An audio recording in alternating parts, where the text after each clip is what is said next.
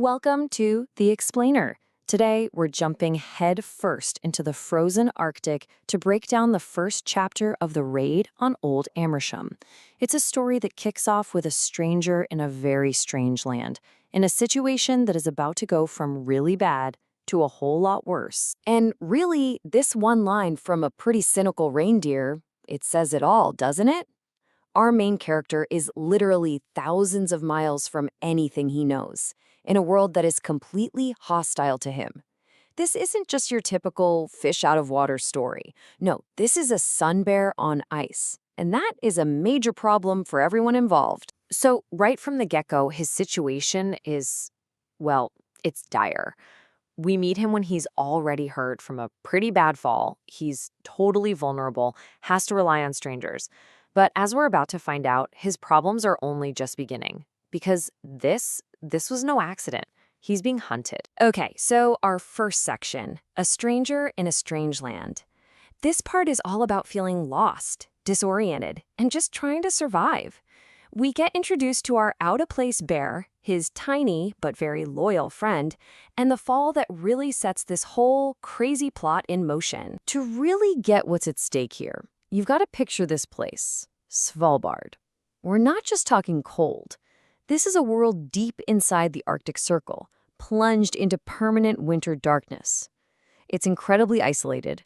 It's run by a powerful polar bear elite, and it's pretty much the last place on Earth you'd want to be if you knew someone was after you. All right, let's meet the main players on the board here. First up, you've got Brosnan, our injured tropical bear. His one and only true ally is Chiwi, this tiny bee from New Zealand who's basically his lookout. And then there's Snowball Olafson, Brosnan's powerful host and his supposed protector. Yeah, you're gonna want to remember that name.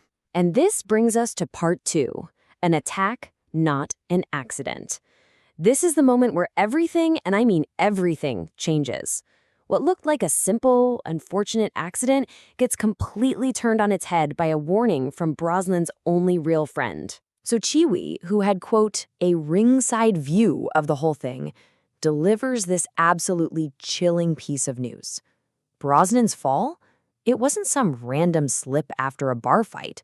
Nope, it was a targeted hit, a full-on assassination attempt. So you hear that, and it immediately begs the question, right? If it was a hit, then who ordered it? And why on earth would anyone want a visitor from 7,000 miles away dead? And the scary part for Brosnan? There's a whole list of potential enemies. Chiwi lays out this pretty terrifying list of suspects. You've got the Malevals, an organized crew seeking revenge. Then there's this troublemaker, odious Northfang, who's known for just causing chaos. And, most ominously, Polar Power, a secret group dead set on getting rid of all outsiders. You start to realize, okay, this is way bigger than just one bear. This failed hit has accidentally thrown a wrench into a much larger conspiracy. This shadowy group, Polar Power, they've been forced to speed up their plans now that their secrets are in danger of coming out. Our bear has just stumbled into something huge. So here we are in part 3, Fortress of Lies.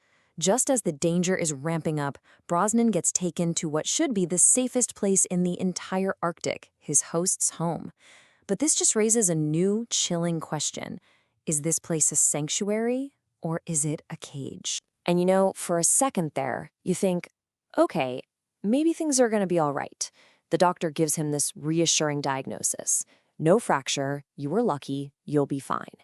It's the perfect moment to let your guard down, which, as we know, is always a mistake. So he's out of the hospital, he's heading back to this imposing mountaintop fortress, the symbol of his protector's power. In theory, this should be the end of the whole ordeal. He should be safe now. He's shown to his room to rest up. The door closes behind him. And then you hear it. Just one single, unmistakable sound that changes everything. Click. The sound of a lock turning from the outside. And you can just imagine what's going through his head. Why lock the door? He tries to make sense of it. Maybe it's for his own good, doctor's orders for a patient with a concussion, but a much, much darker possibility is just hanging there in the air. Is this for his protection, or has he just been locked in a prison cell? And now we hit part 4, the coup at the top. While Brosnan is stuck in that room, wondering what's happening, the story cuts away, because something far more brutal is going down just outside his door. While the guest is trapped, the host is being ambushed. It happens so fast, it's shocking. Snowball Olufsen gets home, expecting his loyal staff to greet him.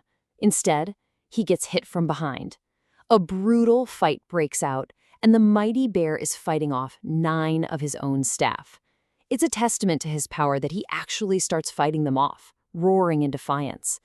But just when it looks like he might win, a 10th attacker steps out of the shadows and delivers the final blow. I mean, just let that number sink in for a second. 9. He's attacked by 9 of his own trusted staff inside his own fortress. And the most shocking part? For a minute there, it looked like he was actually winning. And even in the middle of all that chaos, he roars this out, that he's worth 10 of them. It's just pure raw pride. And for a heartbeat, you almost believe him. You think he might actually pull it off. But that leads us to the final, devastating question. He was fighting 9 bears, but a 10th one delivered that final, disabling blow. Who was it? Who was the one person who could get that close, completely unnoticed, to end the fight? As Snowball turns his head to see his final attacker, all the fight just evaporates. It's Borg, his most trusted, most dependable assistant. The very same bear who just walked Brosnan to his locked room. And with that classic line of ultimate betrayal, at 2, Borg, the coup is complete. It leaves us with one terrifying thought. If the most powerful bear in the Arctic can be brought down from within his own fortress, what chance does a stranger like Brosnan really have?